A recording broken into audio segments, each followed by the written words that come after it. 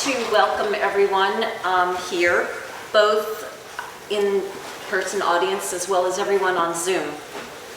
We are a small audience, but we are an interested and engaged one, so thank you for being here. Just a couple of announcements about what we have coming up. Next Tuesday, September 20th, we have Vincent Von Ventry from Albany Law School, and he will give talk about the Supreme Court Update 2022, the Roaring Conservative Backlash. That will be held in this room at Burton Academy, and it's at 5:30. It's also on Zoom. Then on Thursday, September 22nd at 5:30, we have a free program. It is being held at the new Arlington Common, and it is called Greater Vermont, the Story of People, Land, and Community. It is featuring the photography of Susan Weiss, who's a Dorset photographer, and it will be a panel discussion moderated by Maria Reed. The panelists for this event are representatives from the Community Food Cupboard, Grateful Hearts, Burton Academy, and Kildene and Someday Farm. And they are going to show us a visual story of people, land, and community in the southwestern part of the state and how they interact to better serve each other. There will be a reception with light refreshments following that discussion. During Q&A, for the in-person audience, just raise your hands and wait to be called on. For the Zoom audience, we ask that you type your questions in the chat feature at the bottom of your screens. To avoid any distractions, please silence your cell phones, and the Zoom audience will be on mute. I'd like to thank GNAT-TV for being here to videotape today's program.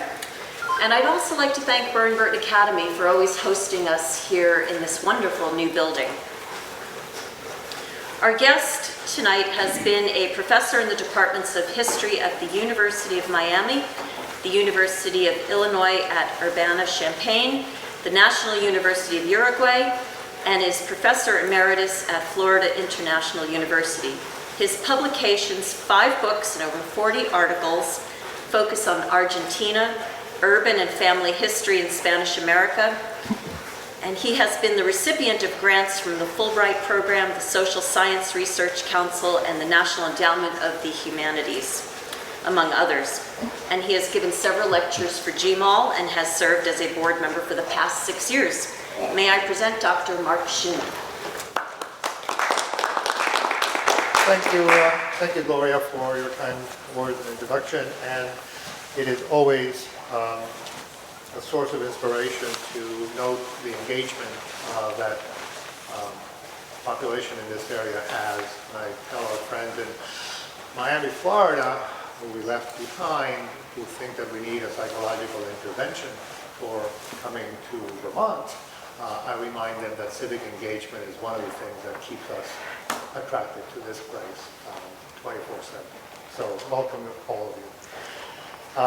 We have a lot to cover, so let me get started by noting what I think we all know, which is that over time we've witnessed the erosion of trust in the creators of knowledge. And this distrust has enabled a growing resistance to the acceptance of new advances in research and interpretations across a wide span of disciplines, ranging from the bench sciences to the cultural and social sciences.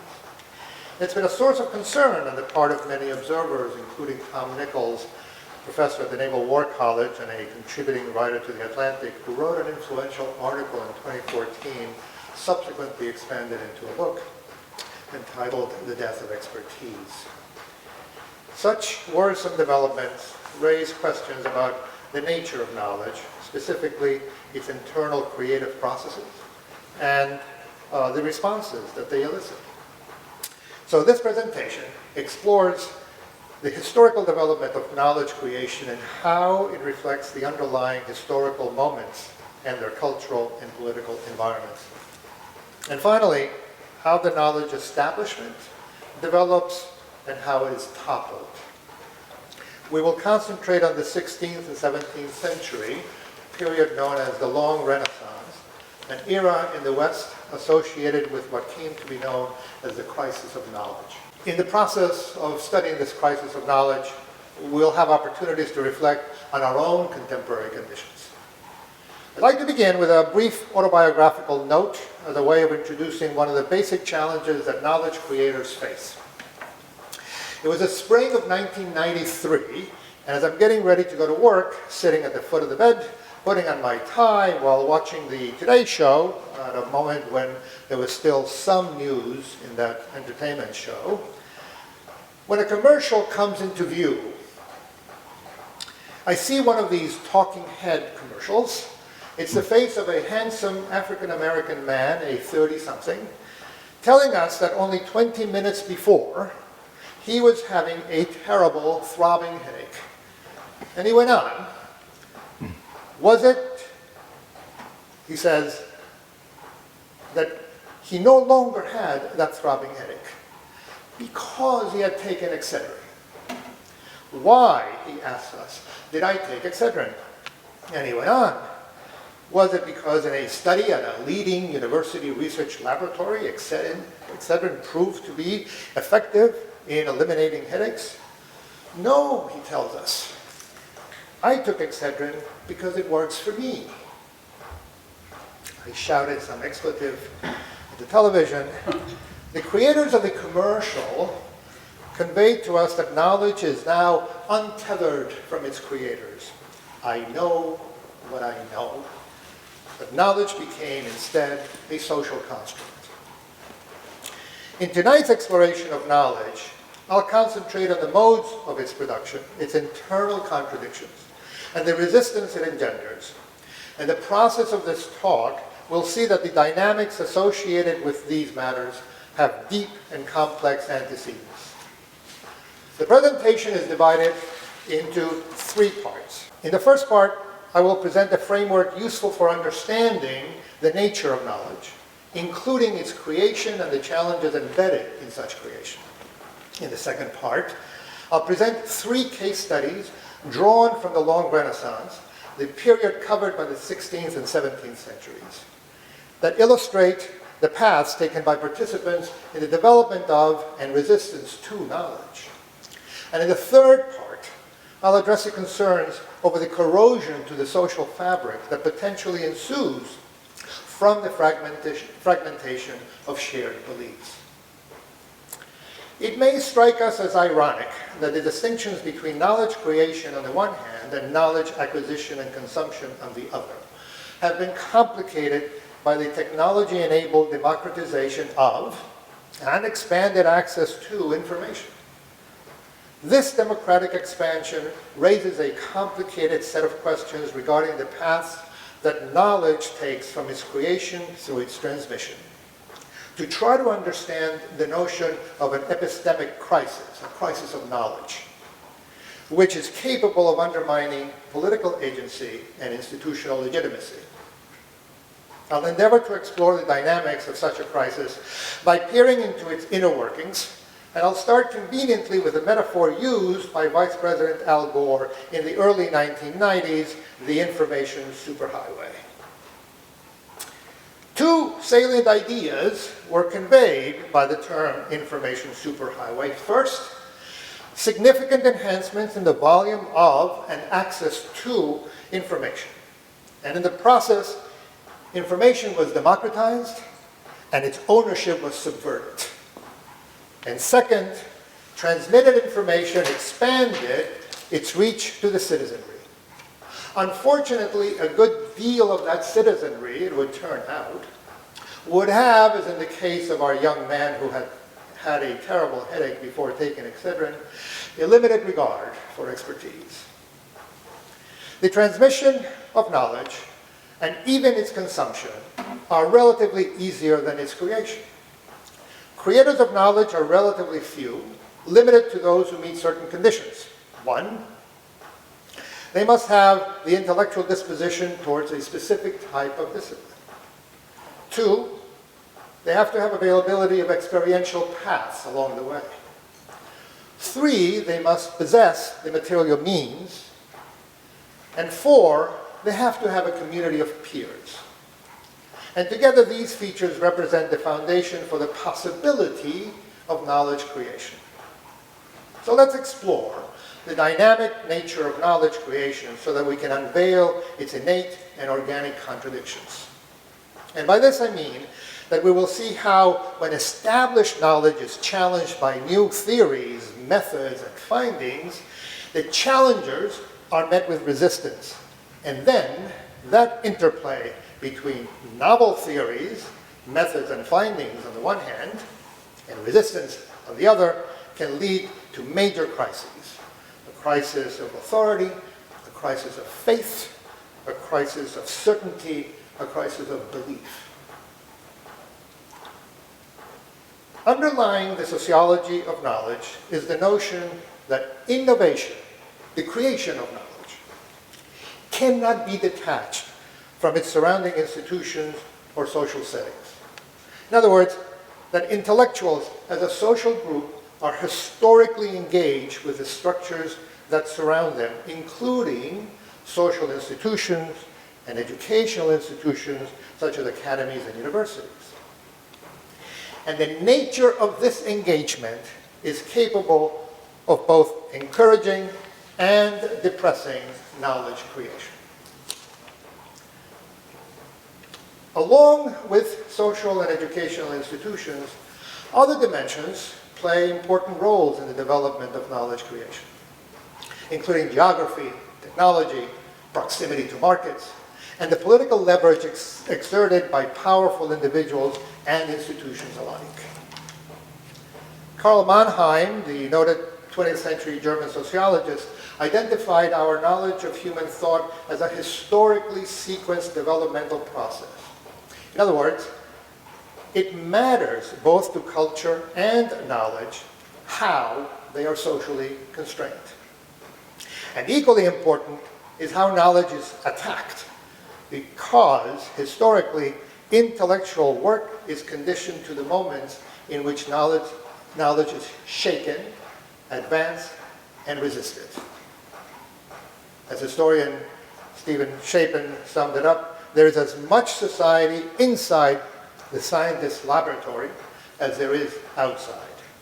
And the same can be said of knowledge creators in the humanities and social sciences toiling away in libraries and archives.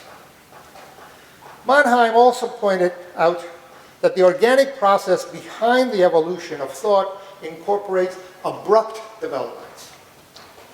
Consider the jarring and powerful effects that surrounded the news of the successful launch of the Sputnik satellite by the Soviets in 1957, of the Cuban Revolution's victory in 1959, or more recently, the killing of George Floyd in 2020. Such events are examples of jarring moments that have been crucial in driving new technological, scientific, cultural, and social inquiries. Typically, two conditions are associated with knowledge creation, and those conditions, ironically, lead to skepticism and to cultures undergoing phases of self-doubt. Both conditions might appear to be supremely ironic. First, periods of greater pluralism and greater opportunities for independent observation generate skepticism. And second, expanded opportunities for participation in knowledge creation drive periods of doubt. Our starting point is Europe during the 16th and 17th century, an era in which the mastery of letters, the key to both knowledge creation and its acquisition, was jealously guarded by the powerful, who then shaped popular consent through ceremony, performance, and iconography. Here I'm referring to the innumerable instances of public rituals, such as masses, processions, and the like, regularly conducted by the Roman Catholic Church. And yet, restrictions designed to perpetuate the cloistered character of knowledge were being slowly subverted. To start, participation in knowledge creation would be greatly enhanced by making knowledge portable, by making it thus possible for intellectuals to exchange views more easily. In the process of such exchanges, the volume of information intensified and new creators benefited from the multiplier effects that develop in theoretical adjustments and procedural refinements. This is the lesson we observe today by the extraordinary expansion of venues through which our information flows. But this is hardly new. It's hardly a new condition as witnessed by the consequences of Johannes Gutenberg's perfection of the printing press in 1450, a technology that unleashed information as never before, amplifying both in content and in discussions. The results shattered the old consensus, and thus we can see how historical contingency has always played a significant role in the context surrounding both knowledge creators and the resistance they faced, as Karl Mannheim pointed out. And no point in history illustrates more clearly these characteristics, that is, more observation and expanded participation, than the advances made in the natural and cultural sciences during the 16th and 17th century, the era historians associate with a major so-called crisis of knowledge. From the late 15th to the 18th centuries, scholars increasingly saw themselves as citizens of the so-called Republic of Letters. Letters in this context had a specific meaning, and it was not literature, as the term suggests today. Instead, the Republic of Letters evoked a sense of community that crossed national boundaries, and which, without abdicating loyalties to one's own nation, operated as a supranational membership of like-minded knowledge seekers who would develop their own customs, methods, and mindsets. Community members of this republic exchanged letters, books, illustrations, and they ritualized ways for young scholars who hoped to establish their own place and their own intellectual currency to follow in the steps of their seniors. And in these connections, we see the precursor of modern-day scientific and literary networks and their modes of operation. Communities of knowledge creators might give us a sense of folks acting coherently and in solidarity with their conventional methods and findings, but in fact, members of these communities are more than capable of behaving in seemingly contradictory ways. On the one hand, members promote and disseminate their accepted notions and thereby naturally resist change and deviation. And on the other, given the right conditions, such communities contain the seeds of revolution, that is, of deviations capable of causing crises within their bodies of knowledge. So, how do these crises develop? And they do, merely from the creation of knowledge. How does the knowledge establishment respond to challengers? And in the interplay between challengers and their resistors, we can see, as I mentioned, the genesis of crises of different types: faith, certainty, belief. But in the end, we also see how crisis is inherent to knowledge advancement. The process of creating crises begins with a community of scholars, and within it, particularly the mathematical and physical sciences, because it defines problems to be solved and methods by which to solve them over a lengthy course of time, often spanning generations of practitioners. But crisis is inherent. The lengthy endurance of the dominant group also speaks to its power in the form both of its numbers and the influence that the group exerts by its adherents. The group owes its endurance to its internal mechanics, by sharing a body of knowledge, by following a general methodology, and by being driven by an overarching theory.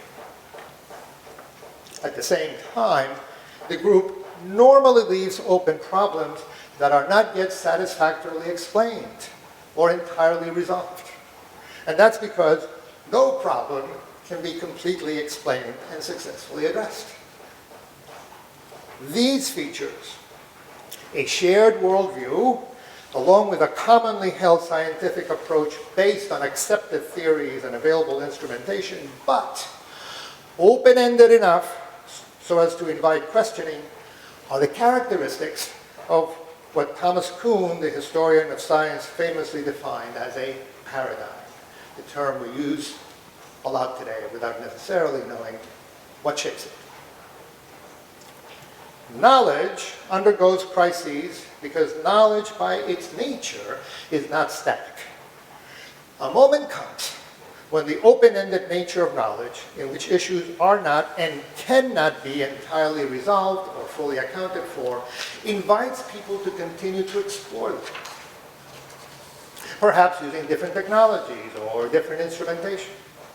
And then, when some of those people arrive at new, different, or challenging findings, a crisis of knowledge follows, as those holding the reins of knowledge resist. Eventually, the crisis and ensuing revolution will yield, that if the crisis is jarring enough, a revolution ensues. One in which challengers and resistors engage in vibrant debates. Eventually, the crisis and the ensuing revolution will yield and then settle into a new paradigm.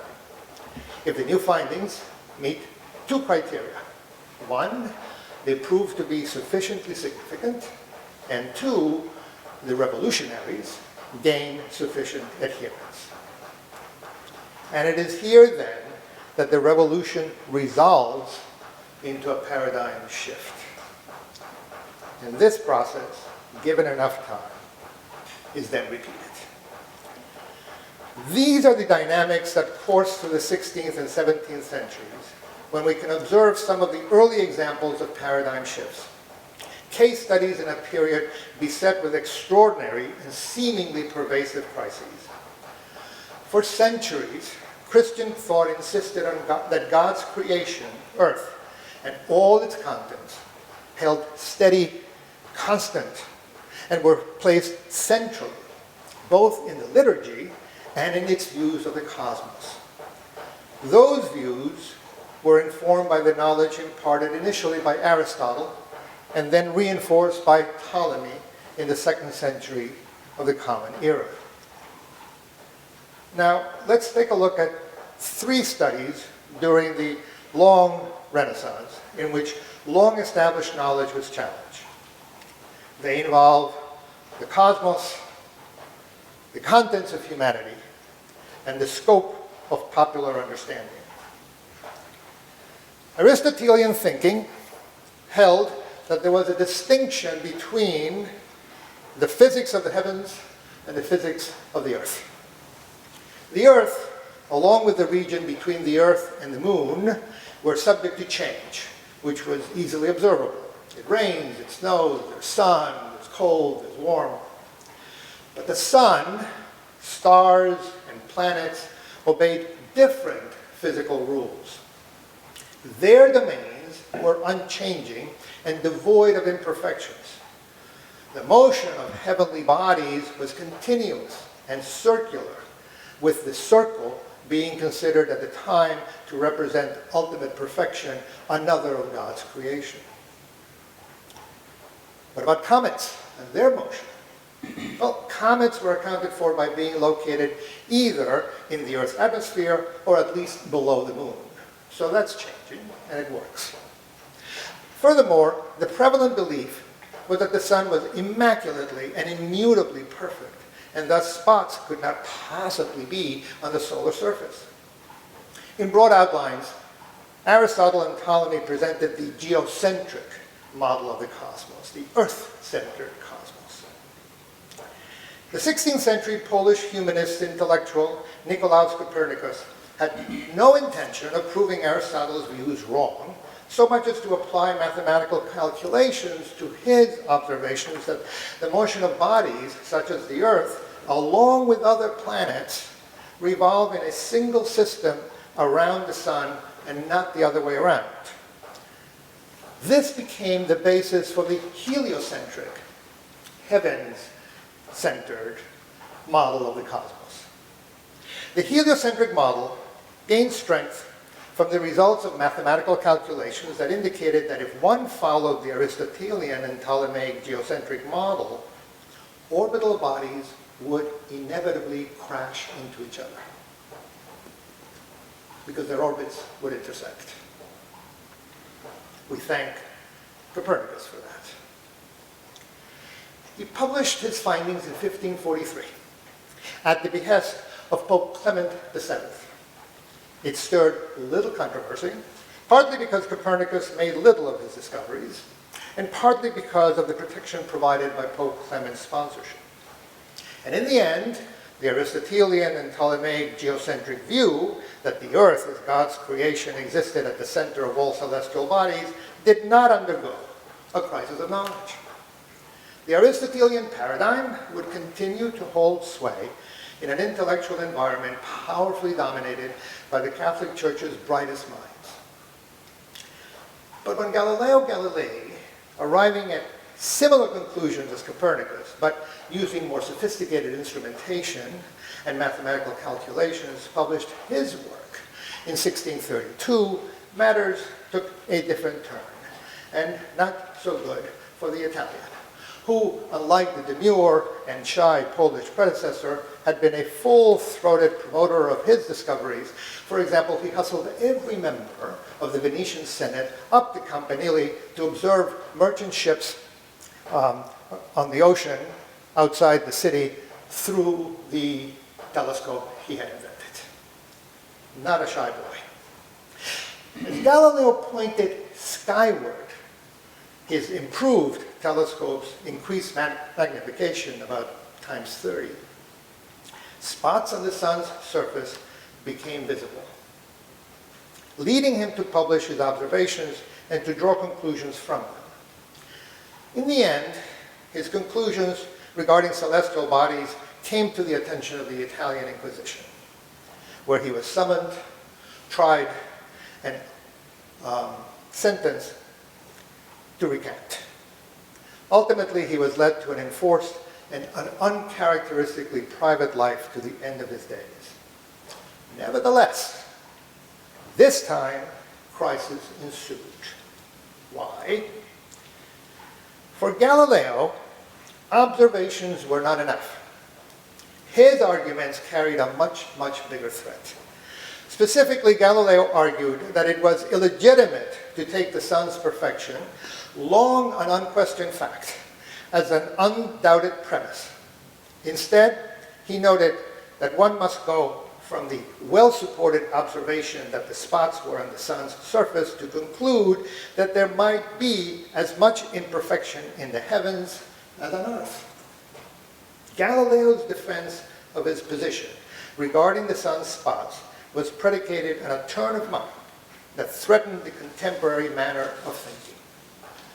But the much larger threat to the established order of knowledge is when Galileo posed in the words that came next. It proves nothing to say that it is unbelievable for dark spots to exist in the sun because the sun is a most lucid body. So long as men were in fact obliged to call the sun most pure and most lucid, no shadows or impurities, whatever, had been perceived in it. But now that it shows itself to us as partly impure and spotty, why should we not call it spotted and not pure? For names and attributes must be accommodated to the essence of things, and the essence to the names, since things come first and names afterwards.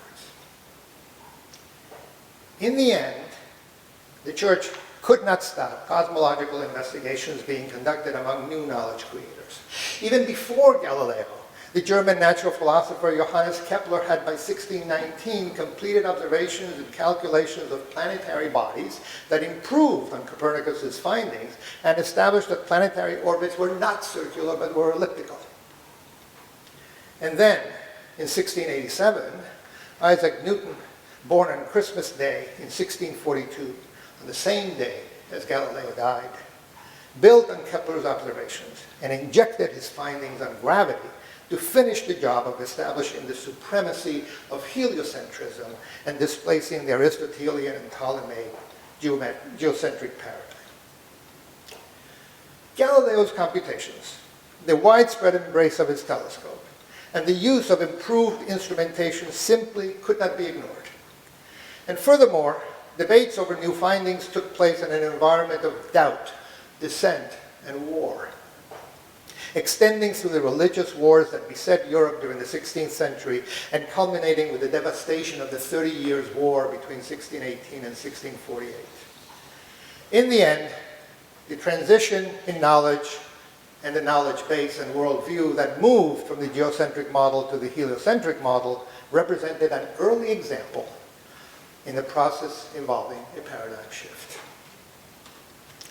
The second case has to do with the contents of humanity. Not with mathematics and scientists, but with philosophers, theologians, and jurists, who earnestly debated new findings regarding another of God's creations, humans. So let's turn to the case begun in the early 1490s, with the initial contact by Europeans with a population that came to be called Indians, in order to observe how Europeans responded to new findings. In this case, dealing with native populations during the early transatlantic explorations. These were the populations for which no mention existed in any secular or religious document. That is, about whom there was no knowledge. And therefore, how were Europeans to treat beings for which no legal or religious accounting could be found?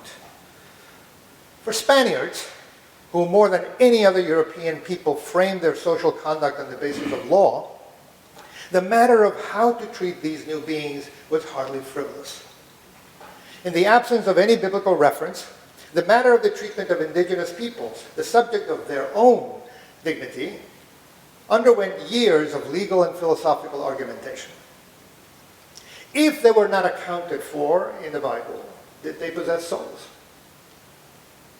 Were they fully human? Could they be enslaved? And at the heart of the debate of their humanity, if human, do they have rational souls? And that was the fundamental distinction between animals and men, dating back to St. Augustine. Christianity had established that having reason was the defining characteristic of humanity.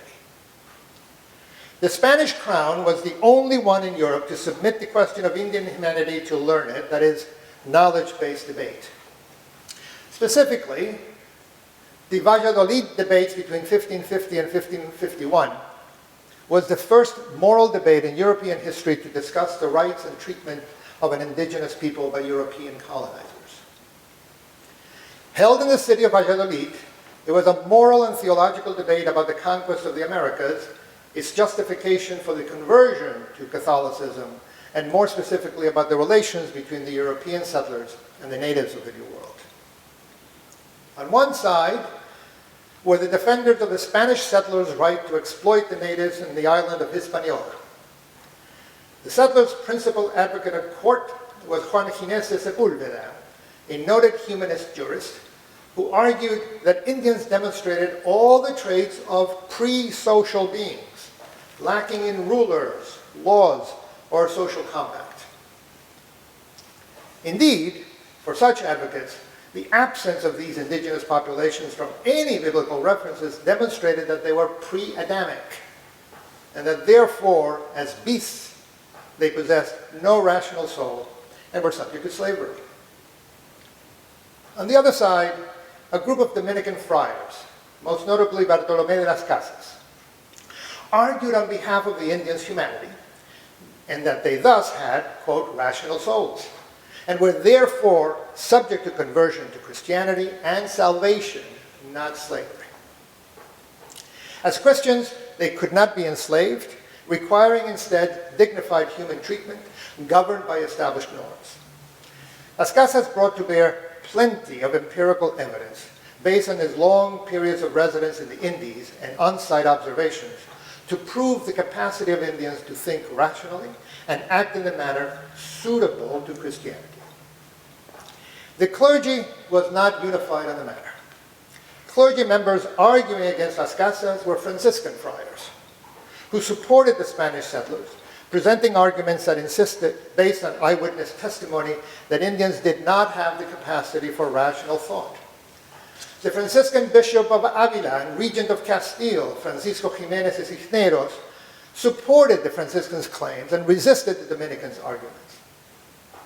The matter found the basis for an ultimate settlement in 1537, when Pope III proclaimed in his bull, Sublimus Deus, that, quote, Indians are truly men and that they are capable of understanding the Catholic faith. Any statements to the contrary would be considered heretical.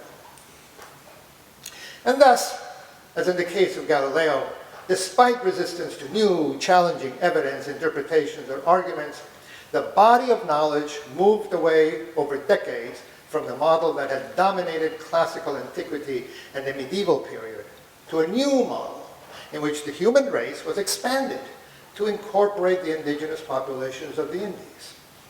In turn, this entailed major implications for issues of governance, legitimate authority, although still within the framework of knowledge circumscribed by the Church. The final case study has to do with popular understandings.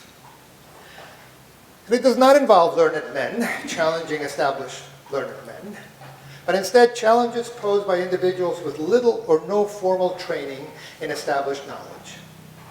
Such challenges were facilitated by the printing press and the enhanced distribution of information available to anyone who could read, or even to the illiterate public with access to folks who could read to them. All of which brings us to a consideration of competing models of information flow. Look at that. That was so hard to do, but I did it. One way to look at this is to understand the available access to knowledge in terms of the direction taken by information flows.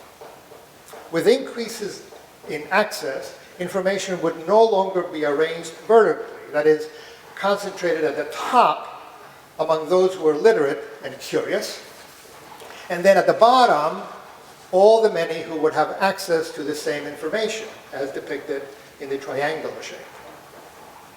But instead of thinking in terms of a vertical model of information flow, it's more advantageous to think of flow as being circular, and also as having mutual effects derived from the two-way flows between the dominant classes, that is, the literate, and the illiterate, or socioeconomically subordinate classes.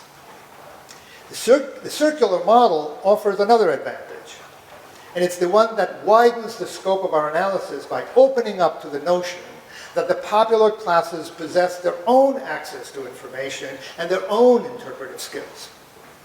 The circular model also allows us to appreciate the reciprocal effects among the society's cultural segments. To illustrate the circular model, I'm going to take the example of Domenico Scandella, known as Menocchio among his late 16th century neighbors in the village of Montereale in the region of Abruzzo, about 80 miles northeast of Rome. Menocchio held different occupations, but for the most part he was a miller. He had served as mayor of the village. He was literate. He completed at least elementary grades. His case is the subject of a study by Carlo Ginzburg, a famous Italian historical anthropologist. Menocchio had started arguing with his friends and neighbors about the nature of Christ and of the confirmation of the universe. So insistent had Menocchio's argumentativeness become that ultimately authorities intervened, and on September the 28th, 1583, Menocchio was denounced to the Holy Office as a blasphemer. And he was also accused of heresy and of preaching and dogmatizing shamelessly. He is always arguing with somebody about the faith just for the sake of arguing. Even with the priest, Francesco Facetta testified to the Vicar General. Another witness, Domenico Melchiori, added, and this is my best Italianized English, he would argue with anyone, and when he started to debate with me, I said to him, I am a shoemaker, and you are a miller, and you are not an educated man, so what's the use of talking about it? End quote. Questions concerning the faith were supposed to be exalted, difficult, out of reach of millers and shoemakers. To talk about them, one required knowledge, and the repositories of knowledge were, above all, the clergy. But Minocchio had a different opinion regarding the clergy, principally that they didn't legitimately rule the church, adding, quote, "Priests want us under their thumb, just to keep us quiet while they have a good time," end quote. As far as Minocchio was concerned, he knew God better than they did. Minocchio's arguments were meant to establish his own authority. Everybody has his calling, he was reported to have said. Some to plow, some to hoe. I have mine, which is to blaspheme. Minocchio was said to have owned a Bible written in the vernacular, that is, not in Latin. He based his reasoning on it, reported the Inquisitor, and it remains obstinate in these arguments of his. In one of his responses to the interrogators, Minocchio spoke of the soul, which he distinguished from the spirit. And he also noted that souls are nothing else than the various operations of the mind, and that the soul perishes with the body. These are Minocchio's words on the subject. "I will tell you that there are in man intellect, memory, will, thought, belief, faith, and hope. These 7 things God gave to man, and they are like souls through which works are to be done. And this is what I meant, saying when the body dies, the soul dies. The spirit, instead, is separated from man, has the same will as man, and sustains and governs this man. I believe that all men in this world can be tempted, because our heart has 2 parts, one bright and the other dark. In the dark one, there's the evil spirit, and the bright one, the good spirit." End quote. Where in the world did Minocchio get such ideas? Were they entirely of his making, or was he a lunatic? Turned out that Minocchio had read, or was familiar with, debates taking place within the community of clerics regarding the soul. In particular, he appeared to know of a medieval Catalan chronicle compiled from various sources and translated into Italian as El Fioretto della Bibbia, where the enumeration of souls can also be found, including a lengthy discussion of, quote, "the soul having many names in the body as it has functions there," end quote. It turns out that debates regarding the soul had also been taking place in the first decades of the 16th century among members of the faculty at the University of Padua, nearly 400 miles away from Montereale. During the same period, others, including philosophers and physicians, argued that the moment of the body's death, the individual soul also perished, as distinguished from the active intellect. And still others argued that upon death, the soul slept until Judgment Day. Such were the views of Franciscan intellectuals of the day, such as Girolamo Galateo and Paolo Ricci. And finally, Minocchio's statements touched dangerously close on the debates surrounding Christianity's devastating civil wars, as when he questioned the legitimacy of the Catholic hierarchy. Contrasting the rich and corrupt church of his times with the imagined simple purity of the primitive church, Minocchio echoed the Lutheran spirit of resistance to the Catholic Church's opulent practices when he declared, "I wish that the church were governed lovingly, as it was not founded by our Lord Jesus Christ. Nowhere are pompous masses. Now we have pompous masses, and the Lord Jesus Christ does not like pomp." All this is not to say that Minocchio was well read on these matters, or that he participated in the network of scholars at the University of Padua, or among notable clerics and physicians, or that he was in communications with Protestants far away to the north. It is to say, however, that the circulation of information associated with such sources, whether corrupted or misread, whether transmitted faithfully or bent to suit the preferences of the couriers, was made freer and more accessible by the technologically enabled printed page. And further, that individuals such as Pinocchio, who felt strongly engaged with any given subject matter, were freer than before to come to their own interpretations and become participants in the circulation. The 16th and 17th century presented numerous challenges for Europeans, both for established authorities and for ordinary people. The age of explorations in the early 1500s shattered their long-established ideas of the cosmos, of its outlines, its boundaries, forcing the intellectual classes to explain what previously had not been imagined.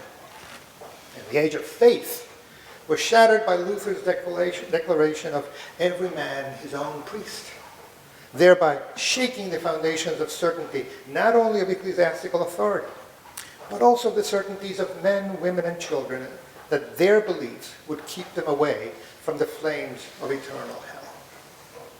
In the end, Pinocchio was sentenced to death and burned at the stake. But the challenges to learned authority continued to resonate, even among common folk, in an environment of seemingly perpetual conflicts and a pervasive sense of existential anxiety, driven further by civil and international wars, all serving to weaken the bonds of shared beliefs. And indeed, 16th and 17th century Europeans experienced the most warlike period ever, measured in any way by the proportion of years in the war, by the frequency of war, average yearly duration, extent, and magnitude. The weakening of consensus regarding the validity of knowledge showed its effects on cultural, political, and religious environments. During periods of systemic peace, the potency of control systems exerted by institutions is strengthened. But then, when religious and political sources of authority are attacked and fragmented, problems of legitimacy are brought to knowledge systems. And herein we witness the rise of the skepticism that ironically accompanied the considerable advances that we see in the long Renaissance.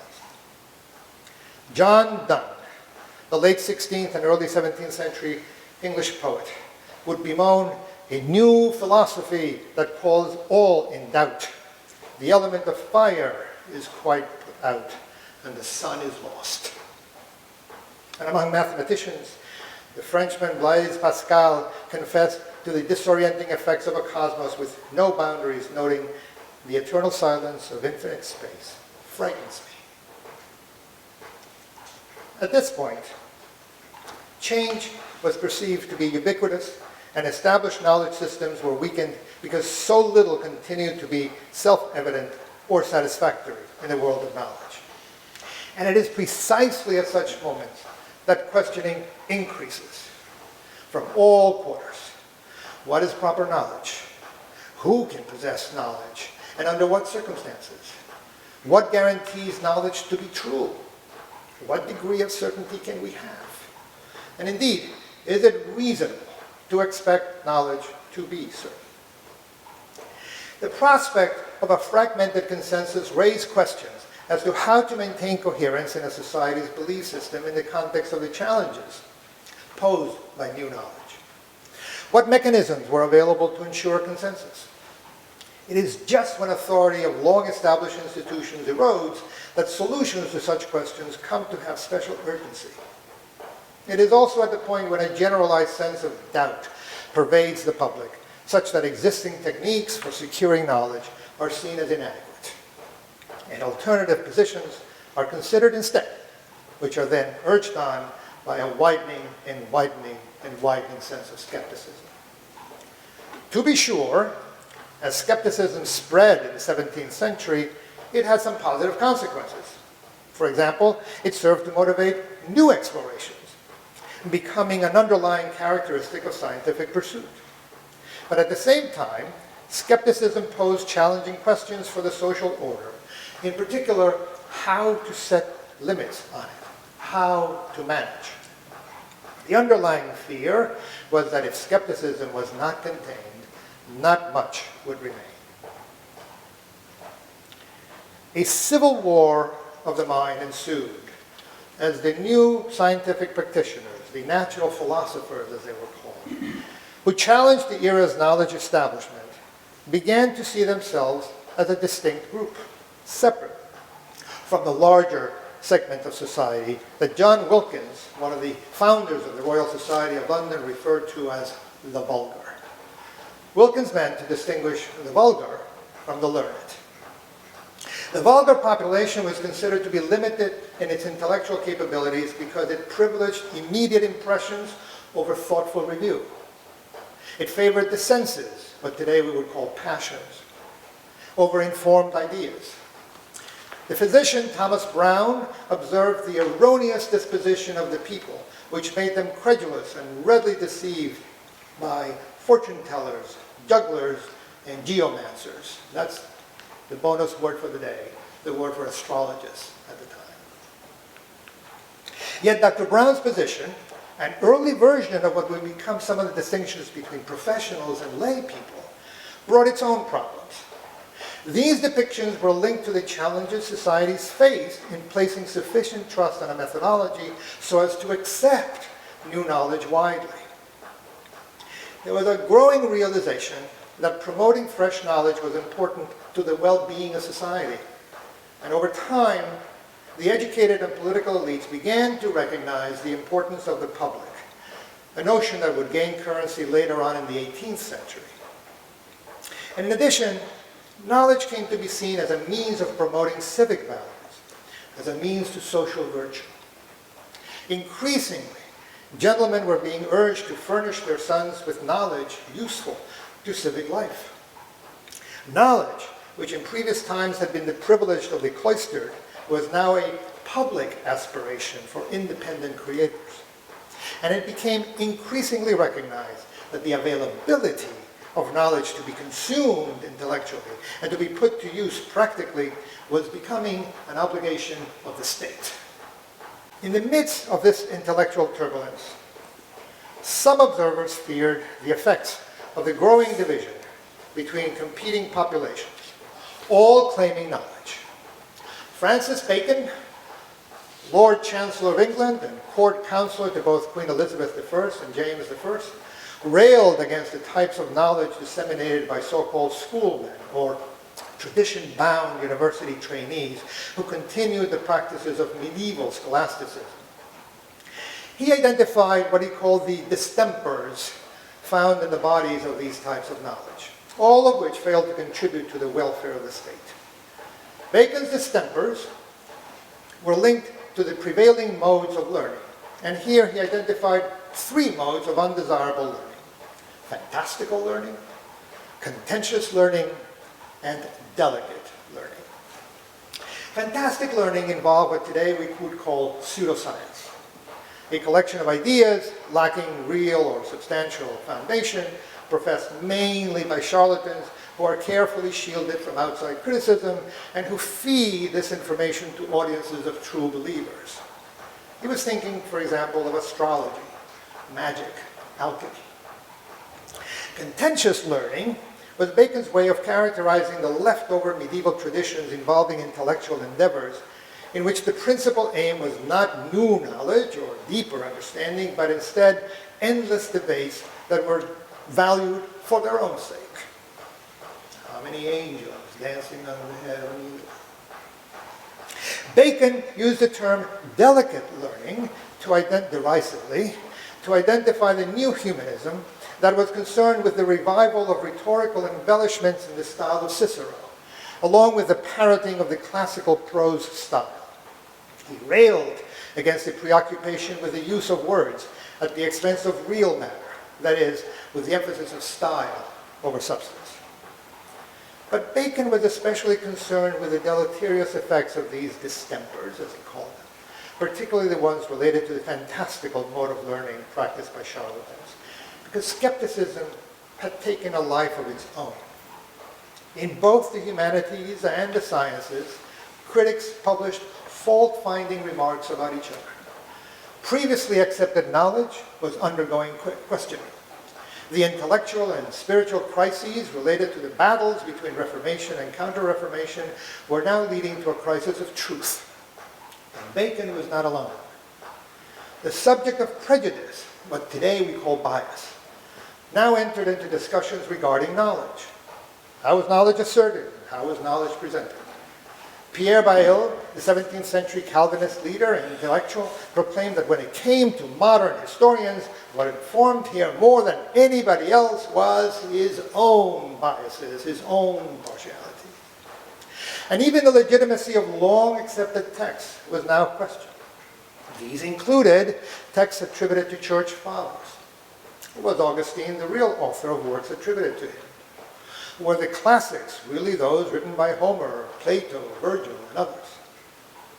Regarding traditional church literature, skeptics were not limited to Protestants. Jean Audouin lived between 1646 and 1729. Was a noted Jesuit scholar of the late 17th century in Paris.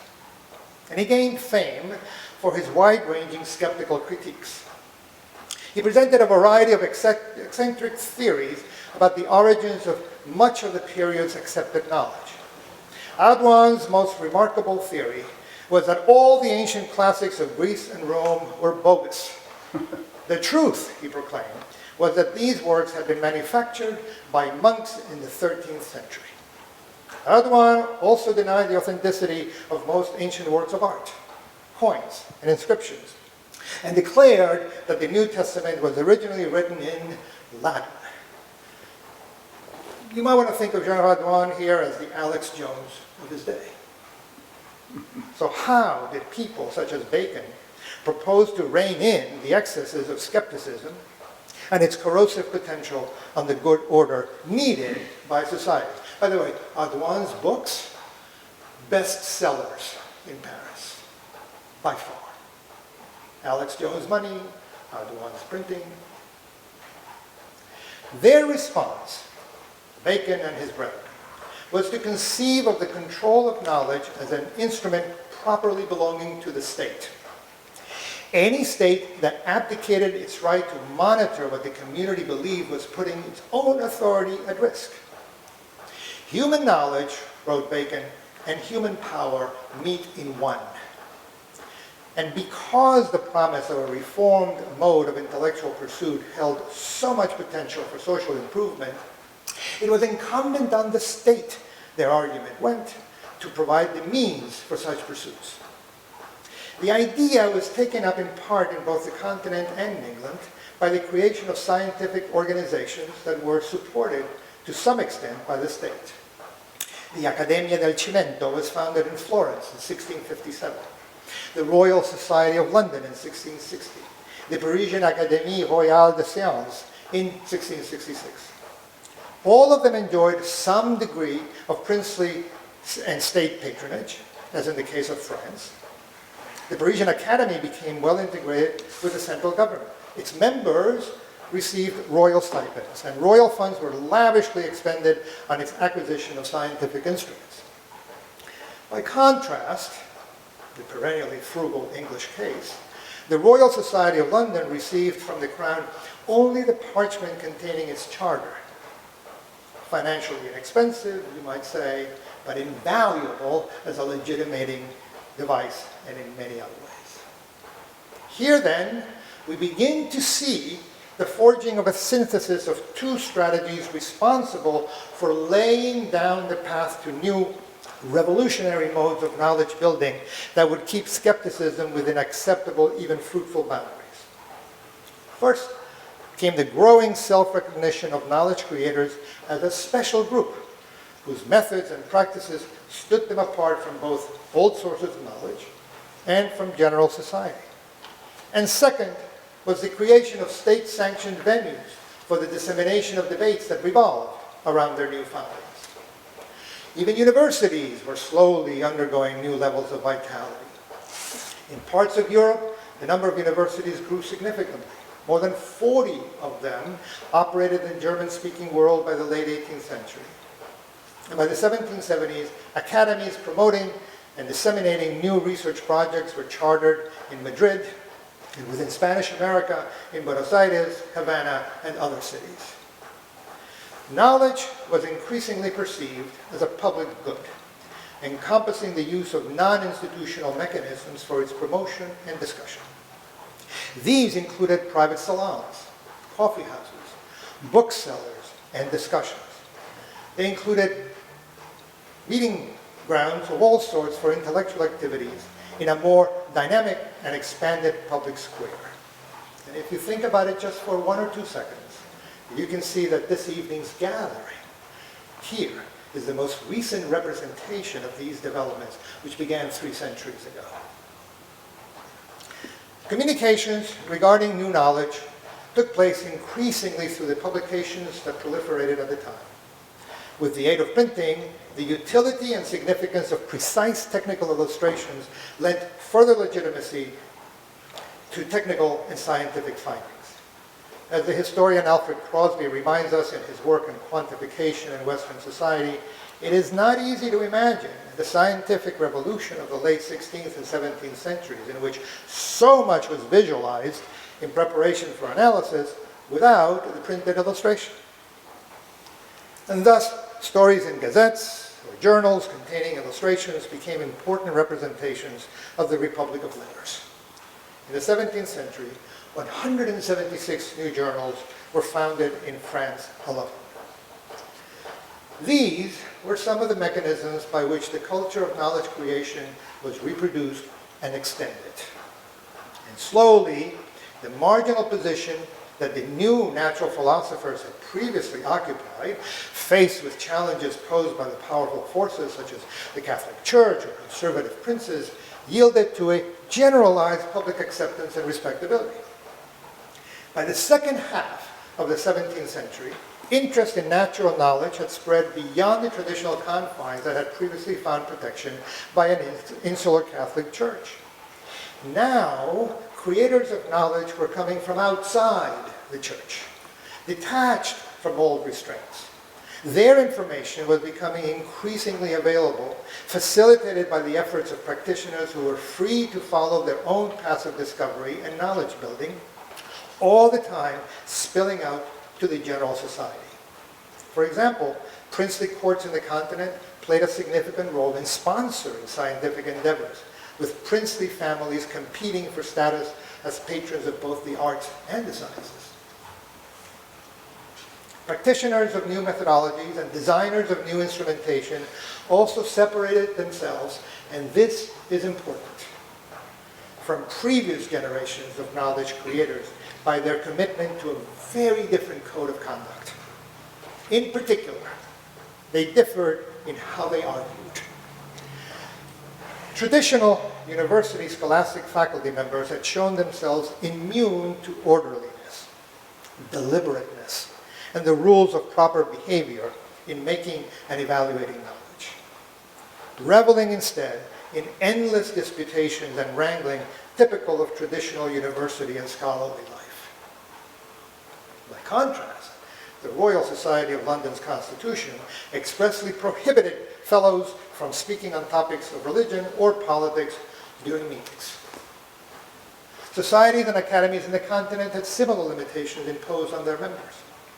The Parisian Academy stipulated at its meetings, quote, "There will never be a discussion of the mysteries of religion or the affairs of state," end quote. For these moderns, civility was also a tool employed in the erosion of the old house of knowledge. And finally, and crucially, a fundamental legacy we owe to the 17th century scientific revolution was its participants' espousal of an objectified disinterestedness regarding natural knowledge. And in the process, nature itself became depersonalized.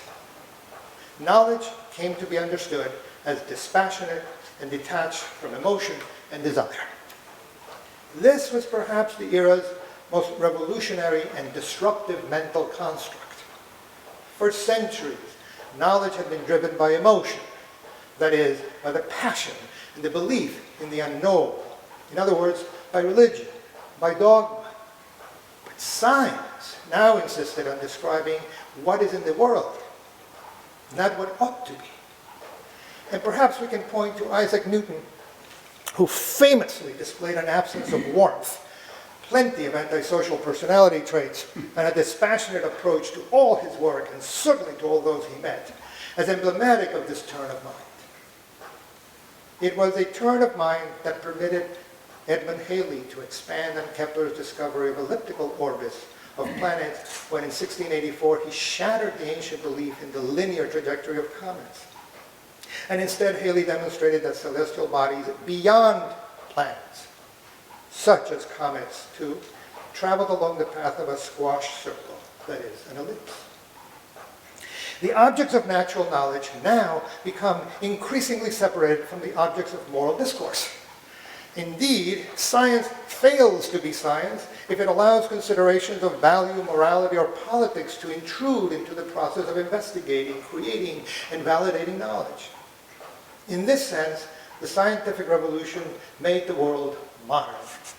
The 17th century moderns rejected the Aristotelian scholastic assumptions of a teleological existence, that is, of a preordained order to the world, and of an existence of purpose as required by and in the service of God. This is what Thomas Spratt, the historian of the newly founded Royal Society in London, meant when he argued that the importance of gentlemen researchers in natural philosophy rested on being, quote, free and unconfined.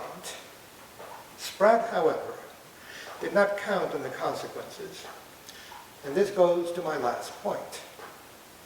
This detachment from moral considerations worked in tandem with the increasing social differentiation I mentioned between knowledge builders and society in general to produce forceful conflict among different groups.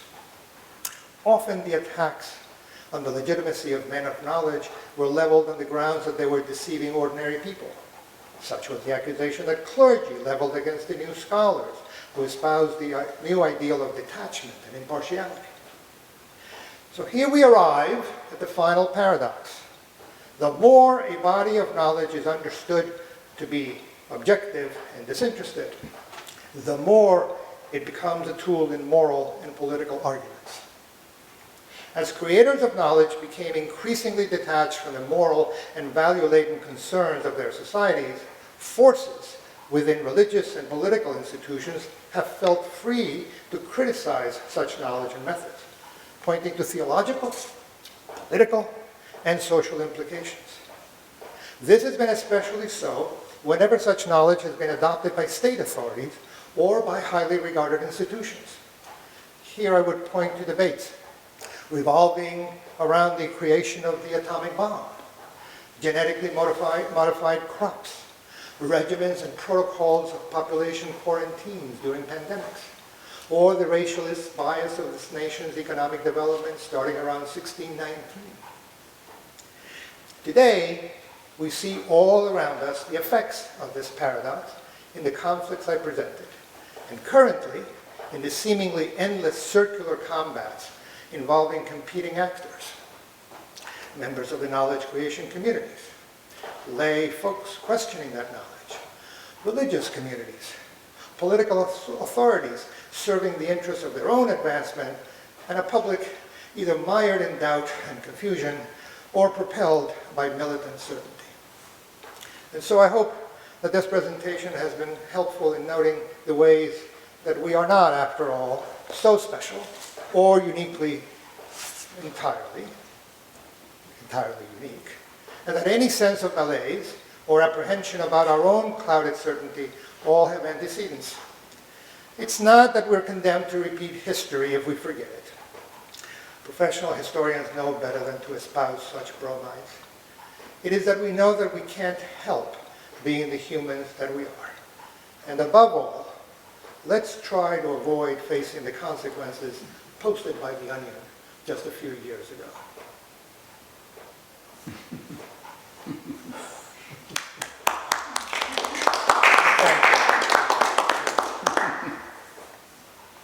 It's possible that you have questions or comments, because no body of knowledge is self-imposed. Yes, sir? But I don't know how to phrase it, but does knowledge, which I equate with facts, can knowledge be eventually dissolved, disappeared, if you will, by lies? By LAWS, by laws? No, well, no, by lies, L-I-E-S. Oh. Can people espousing things that are not true eventually cause the fracturing of knowledge? Not lastingly. I mean, even the so-called and mistakenly called Dark Ages weren't dark.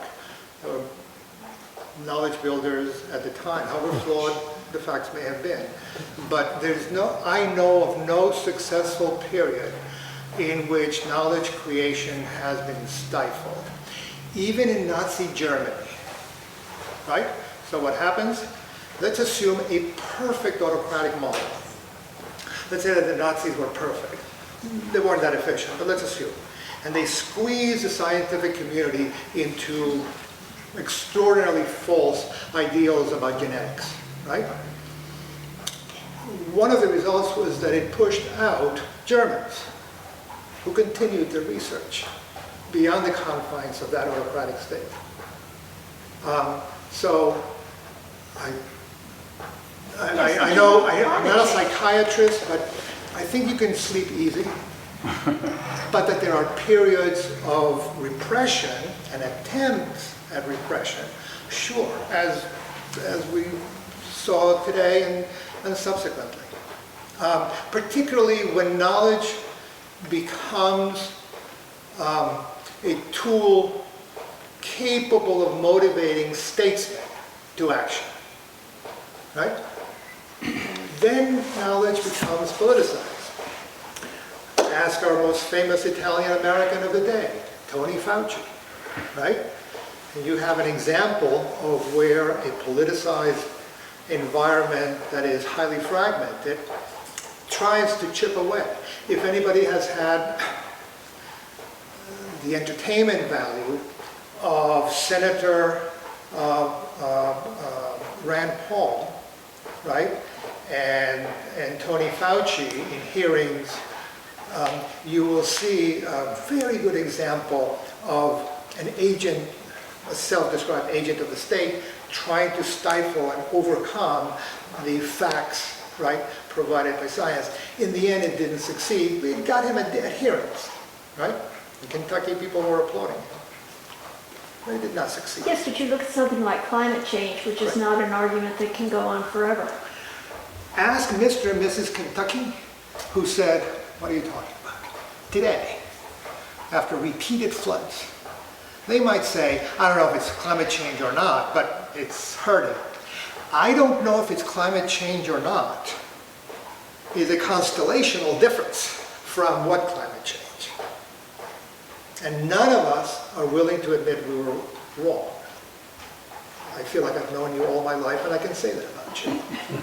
It's just not part of our cognitive architecture. But we can begin to hedge if we feel that we're no longer certain. And now we have that. The difference in today's world, though, is we have means of mass communication, the like of which have never existed before. Yes. So that, and I read it in the New York Times, but I've forgotten the context. But the result was that a lie or an untruth travels much more quickly than the truth. Sure, especially if the lie is the first one to get to the airwaves. Because we know from our friends in the cognition experiments, we know that whatever occupies the brain first tends to have a greater sedimentation effect. And in fact, you can scan it. And it's difficult to dislodge, right, that brain connection. It takes a lot to dislodge it. But it can share space. Right? Yes, but if you repeat the lie often enough, I mean, it was Goebbels, the big lie. Right. And I remember being in advertising, a copywriter, There you go. years ago in the Madman era. Are you the Excedrin commercial? No, but as a matter of fact, that commercial would have been accepted on Chinese television. I worked in China in the 90s, and they had a strict rule about advertising, which is if you said 9 out of 10 doctors say, you have to produce all of the reports that say 9 out of 10 doctors. So if you say, even though there's a report, but that's not what I'm paying attention to, it works for me, that would be valid on Chinese television. Great to know. Great to know. I'm sorry, you had your hand up. Quick question, well done, really, I could see you really studied this. You early on referenced Socrates, Aristotle, Galileo as intellects. Were they also considered philosophers? Yeah. Okay, so they were Yeah, philosophers. but a philosopher meant something very different at that time. Philosophers were also men of knowledge, men of science, men of intellect. Philosophy came to become modern in the late 18th, 19th century as a discipline unto itself. Okay. So Aristotle can lay down scientific information, what we would call scientific information, what he labeled observations of change. He was interested in observing change. That's interesting. That for him was a philosophy. You clearly studied this way back when. How far back does it go? Like, Socrates, is he the first one? Or was it Aristotle or anybody in particular before then? Socrates was invited to take a drink. They killed him. So yeah. Okay. This is universal. It's just a condition. It's generally difficult to step ahead of the pack, right? It might get you garlands, or it might get you poisoned. One other question, if I may. She referenced she was in China, and I can't help but think of Confucius says. Is there any legitimacy to Confucius? I mean, he's not Socrates. You won't find a lot of people with my humility. I have no knowledge of that. Okay. And one last thing. I lied to you about my humility. One last thing. It seems like you started here and you were developing how knowledge, intellect has expanded. Are we going in the wrong direction now? No, I don't think so. I think the expansion of knowledge is the result of the democratization of accesses to its possibilities. So yesterday we had 10 people going to universities. Today we have a multiple of that. Mm-hmm. Yesterday laboratories were impoverished. Today they're richly endowed, both privately and publicly. So at least on paper, there is every indication that knowledge has taken on geometric expansions. Thank you. Sure. Anybody else in the audience? Abroad? Well, thank you all for your patience. You've been wonderful.